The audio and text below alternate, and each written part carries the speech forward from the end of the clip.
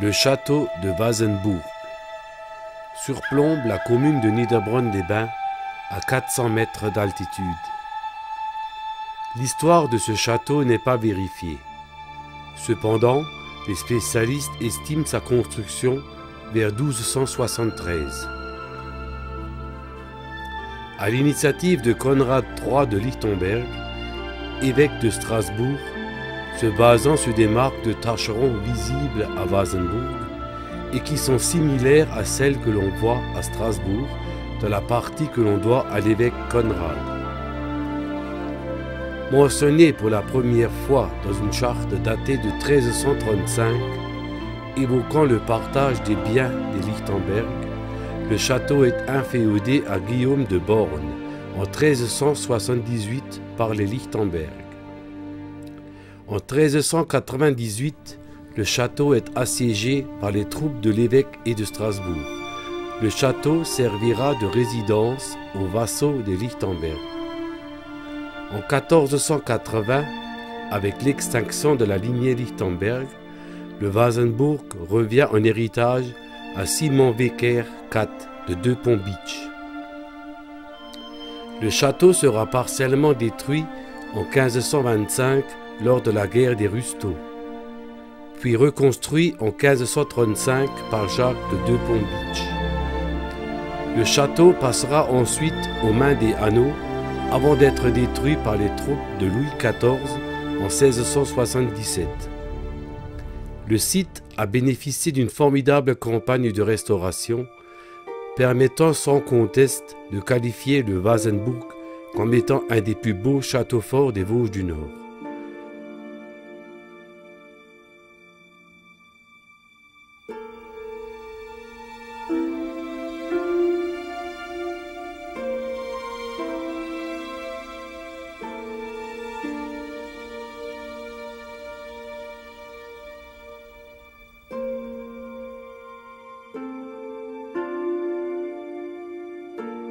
On remarquera la présence d'une cheminée et d'une magnifique baie gothique restaurée, d'une tête sculptée dans une frise gothique et d'un oriel.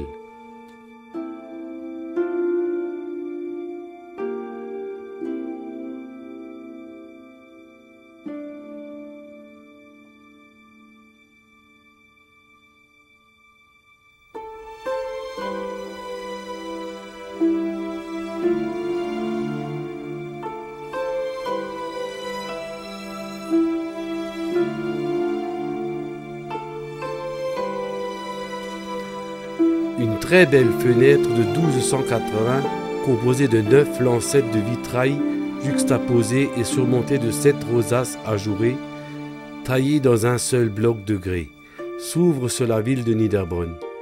Elle a été restaurée en 1909.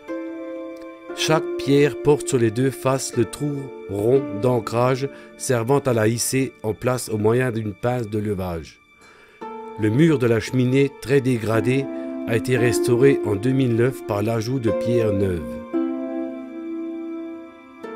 Sur son mur bouclier, toujours visible, étant suffisamment haut et large pour pouvoir remplacer la tour, inclure un escalier intérieur. Une échauguette particulièrement bien préservée donne sur la cour intérieure.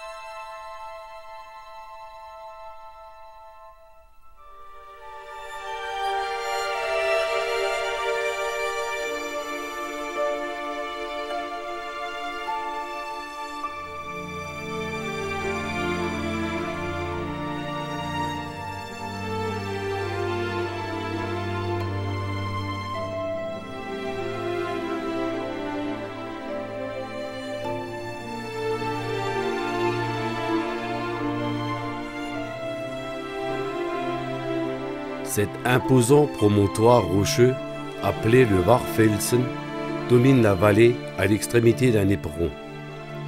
La tradition historique évoque sur cet emplacement les vestiges d'une tour de guet d'époque romaine. Cette assertion trouve ses arguments dans des traces d'aménagement du rocher, tels des piquetages, trous d'ancrage de poutres sur les parois, même si la date de cette occupation demeure incertaine. La construction désormais visible est constituée de 2 demi-colonnes et d'éléments architecturaux comportant une inscription latine, est une reconstruction du XIXe siècle évoquant le temple dédié à Mercure.